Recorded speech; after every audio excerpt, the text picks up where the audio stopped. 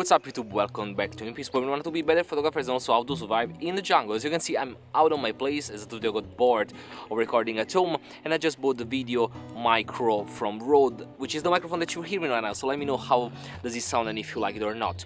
And today I decided to come to the beautiful island of Serasari just to do some kind of bird, squirrel slash greenery flowers shooting, because summer just started in Finland, everything is coming alive, everything is coming green, and you need to check this mushroom, it's amazing. Having said that, I decided to start this kind of on-location vlogish, and today, to do that, I brought with me the Nikon 105mm f2.5, which is an old AI lens.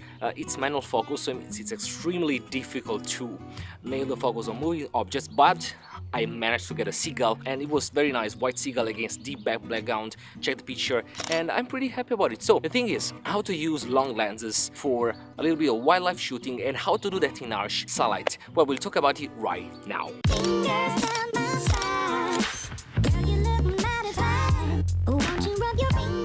So what's up YouTube, as I told you, we're out and we're shooting with the Nikon 105mm f2.5. It's a portrait kinda lens, but I decided to come out and shoot it a little bit of wildlife, flowers and landscape. And here I also want to give you two nice tips when you're out shooting to this kind of woods and little greenery places with birds, flowers and plants. So the thing is that not always is possible to shoot at the best time of the day, which is of course sunset and sunrise, because sometimes, like here in Finland, you have to wait until 10 p.m. actually to get very nice sunset. So what you can do is instead embrace the harsh sunlight. Harsh sunlight creates contrast. Everybody nowadays, they want contrast in their pictures, but when they take pictures, they're all about dynamic range and preserving the shadows and the highlights, forgetting that most of the time contrast can help you tell a story that can help isolate the subject. And the first tip is to just place the bright and highlighted subject against a dark background. As you can see, whenever you place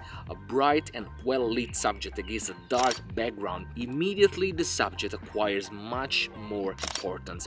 And you should try to do that also with flowers. Just look for straight rays of light that just came across the trees surrounded by shadows, and see if any of those rays of light are highlighting a particular flower, and then just shoot that flower, which would be very bright, so you have to lower down the ISO, get a very fast shutter speed for example, and you can even try to close the aperture if you're shooting with a long lens, because that will isolate the subject due to the compression of the focal length. And then the second last tip is to actually give importance to the subject, and by giving importance to the subject I mean shoot at their level. Usually a good rule of thumb when you shoot people, children, dogs, is to get to their eye level. So place the camera where their eyes are, and by doing that you bring the viewer down to the same perspective of the world that a child, that a dog or that an adult can have. That's the same for flowers. I mean, if the flowers is down there, just get on your knees, lay down on your belly, whatever you need to do to place the camera on the same level of the flower. And as you can see here with these beautiful plants, the perspective changes totally, whether I'm shooting them a little bit upside down